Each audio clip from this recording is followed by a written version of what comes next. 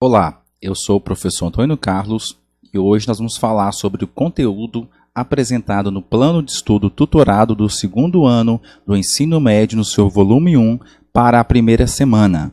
Para esta primeira semana, nós vamos estudar o eixo temático Problemas e Perspectivas do Urbano. Tema tópico. O tema será o processo de urbanização contemporâneo e o tópico será espaço urbano. Habilidades. Dentre as habilidades que nós esperamos que vocês, alunos, venham concretizar com esta aula, está a compreender a relação entre o crescimento urbano e as mudanças na vida das cidades. Conteúdo relacionado. O conteúdo ou os conteúdos serão urbanização, êxodo rural, segregação social. Lembrando que nós temos aí habilidades interdisciplinares com outras ciências humanas. Nós temos aí, com relação aos atores sociais, culturais, responsáveis, então, pelos processos de transformações desse espaço urbano. Então, o tema da nossa aula de hoje é o processo de urbanização contemporâneo. Nós vamos entender como que ocorreu o processo de urbanização de forma contemporânea e relacioná-la até mesmo com o processo de modificação e na organização espacial das cidades. Antes de mais nada, faz necessário nós abordarmos alguns conceitos importantes. O primeiro deles é sobre urbanização. O que é a urbanização?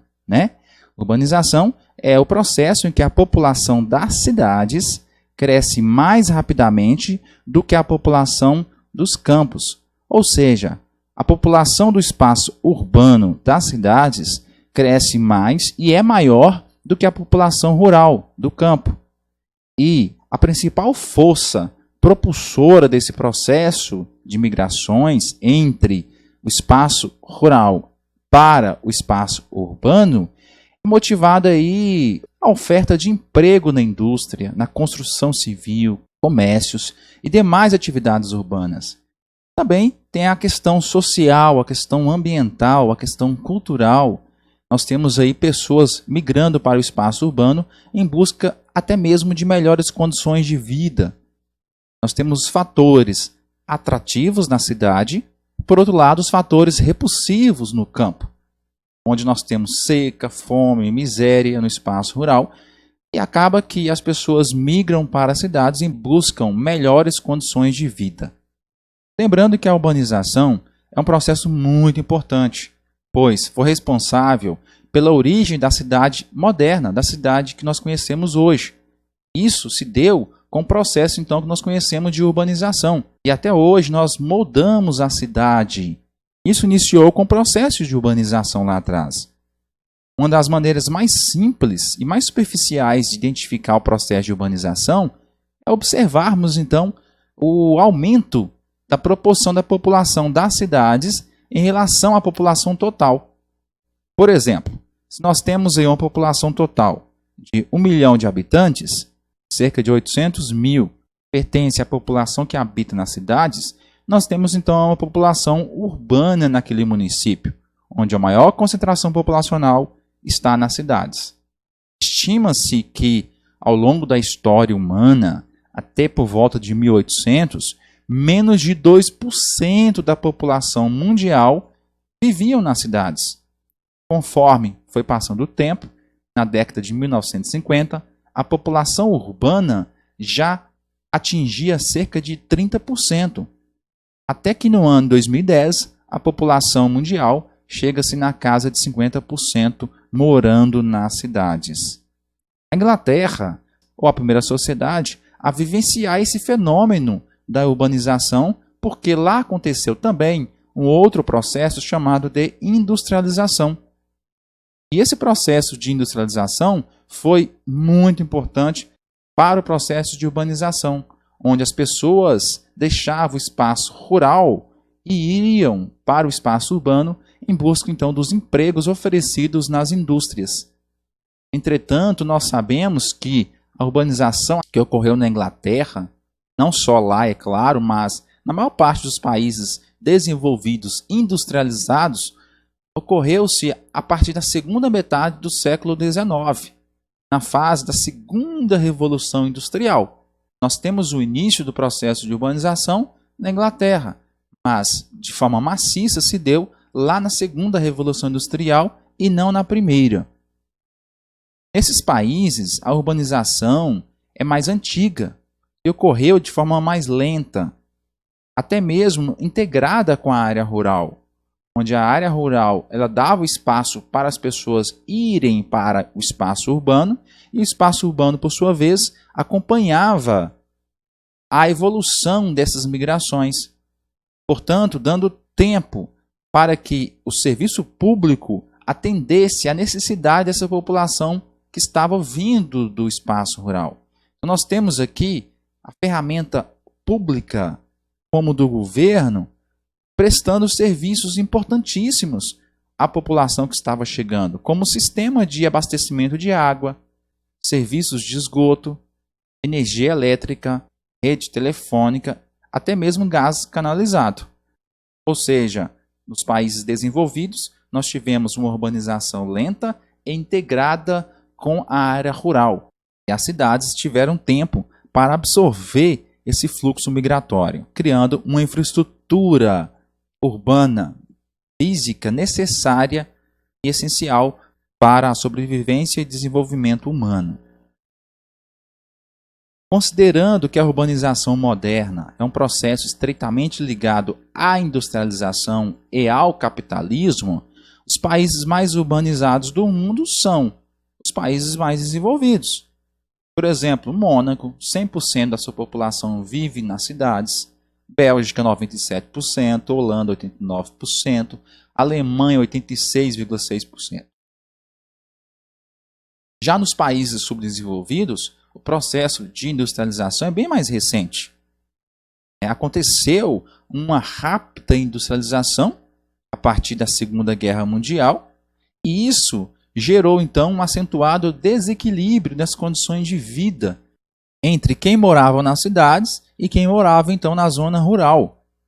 Isso provocou um intenso fluxo migratório.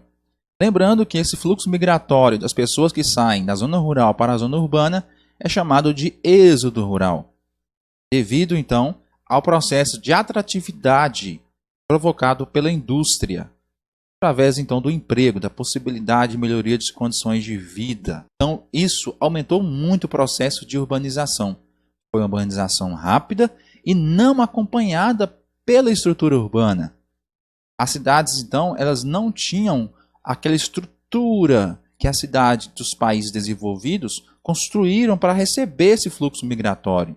As pessoas vão para as cidades, não tem essa infraestrutura. Consequentemente, começam a surgir outros problemas.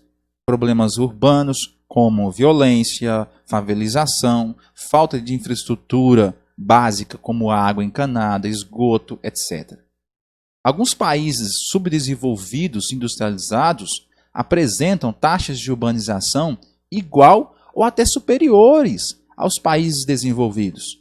Na América Latina, nós temos várias regiões muito urbanizadas.